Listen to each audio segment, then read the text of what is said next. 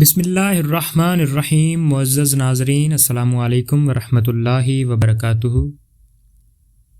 مصنف لکھتا ہے، میرے والد ماجد حضرت مولانا محمد یاسین صاحب جب کتب عالم حضرت مولانا رشید احمد گنگوہی رحمۃ اللہ علیہ کے مرید اور جامع کمالات حضرت مولانا محمد یعقوب صاحب رحمۃ اللہ علیہ کے شاگرد تھے۔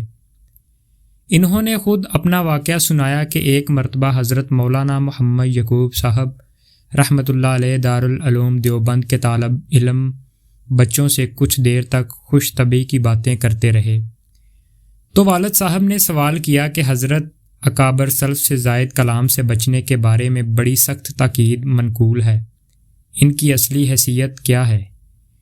حضرت مولانا نے والد صاحب کے ہاتھ میں سے ایک کتاب لے کر گوشہ موڑ دیا اور پھر کتاب والد صاحب کو دے دی کہ یہ مڑا ہوا ورقہ سیدھا کر دو۔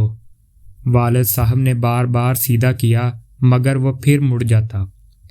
حضرت مولانا نے پھر وہ کتاب لے کر ورق کے اس گوشے کو اس کے مخالف سمت میں موڑ دیا اور پھر والد صاحب کو کتاب دی کہ اب سیدھا کرو۔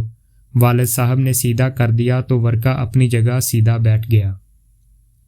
اس مثال کے بعد فرمایا کہ بس ترک کلام، ترک طعام اور ترک منام وغیرہ کے مجاہدات کی یہی مثال ہے کہ مقصود تو استقامت اور حدود شریعہ کے تابع ہوتا ہے، مگر عادتاً نفس اس وقت تک سیدھا نہیں ہوتا جب تک اس کو دوسرے رخ پر بالکل نہ موڑا جائے۔ وہ حلال کھانے اور جائز سونے اور حلال کلام پر تبھی مستقیم ہوگا جب کہ اس کو کچھ عرصہ کے لیے بالکل ترک طعام، ترک منام، ترک کلام کا ایسا خوگر بنایا جائے کہ حقوق نفس اور ضرورت سے زائد ان چیزوں کا استعمال نہ کرے، اور جب وہ خوگر ہو جائے تو جائز و حلال چیزوں کا ترک پسندیدہ نہیں رہتا، بلکہ سنت کے مطابق حلال چیزوں کا شکر کے ساتھ استعمال اور حرام سے اجتناب ہی اصل حالت مقصودہ محمود ہے۔ وما علینا الا البلاغ المبین۔ شکریہ۔